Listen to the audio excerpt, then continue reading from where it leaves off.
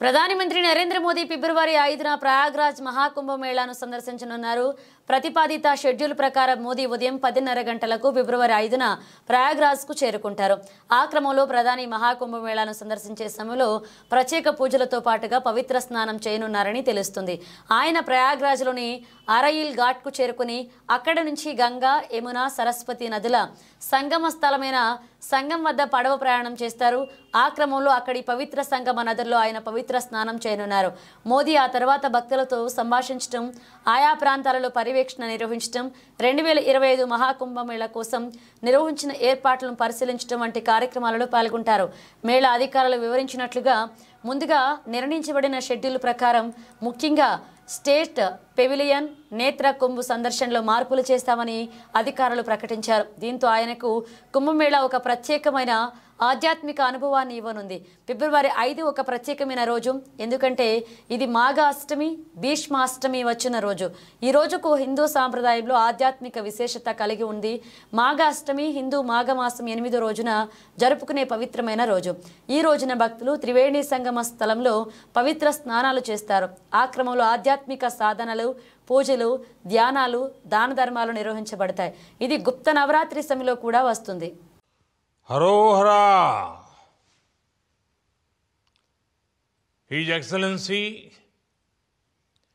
President Prabowo, Murugan temple trust के chairman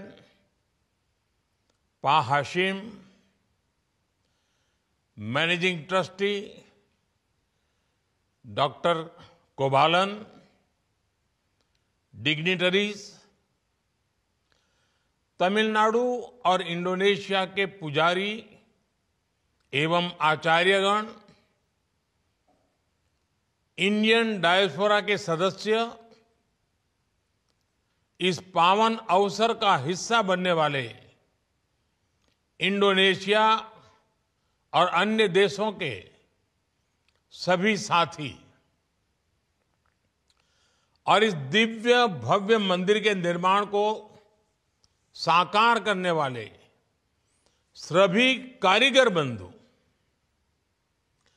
ये मेरा सौभाग्य है कि मैं जकार्ता के मुरुगन टेम्पल के महाकुंभ अभिषेकम जैसे पुनीत कार्यक्रम का हिस्सा बन रहा हूं।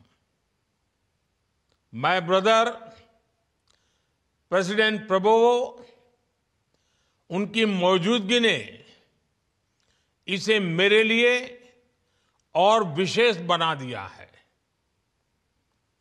मैं फिजिकली भले ही जकार्ता से सैकड़ों किलोमीटर दूर हूं, लेकिन मेरा मन इस आयोजन के उतने ही करीब है जितना भारत इंडोनेशिया के आपसी रिश्ते।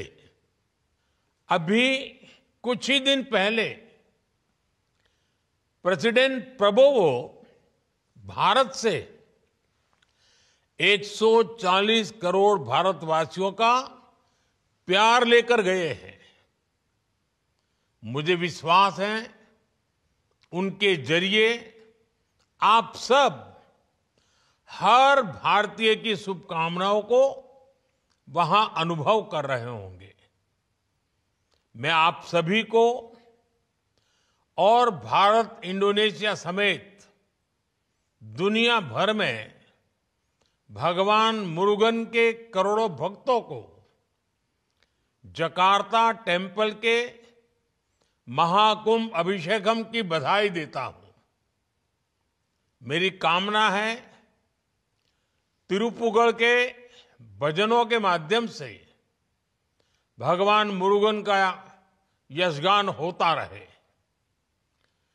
स्कंद षष्ठी कवचम के मंत्र सभी लोगों की रक्षा करे। मैं डॉक्टर कोवालन और उनके सभी सहयोगियों को भी बहुत बहुत बधाई देता हूं कि उन्होंने कड़ी मेहनत से मंदिर निर्माण का सपना पूरा किया है।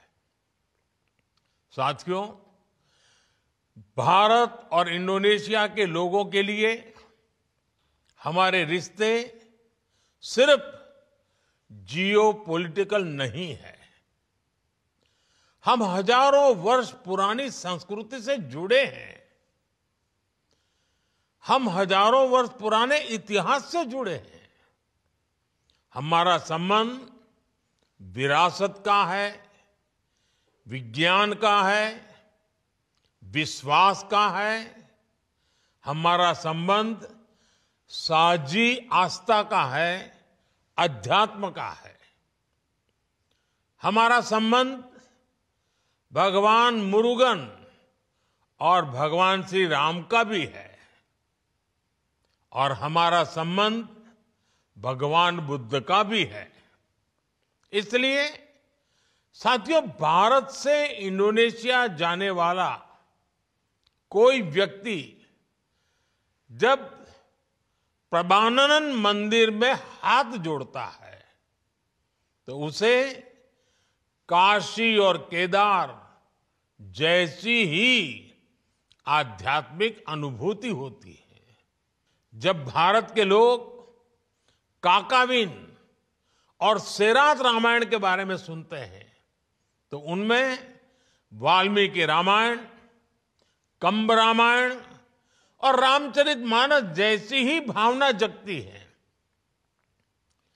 अब तो भारत में अयोध्या में इंडोनेशिया की रामलीला का मंचन भी होता रहता है। इसी तरह बाली में जब हम ओम स्वस्ति अस्तु सुनते हैं तो हमें भारत के वैदिक विद्वानों का स्वस्ति वाचन याद आता है।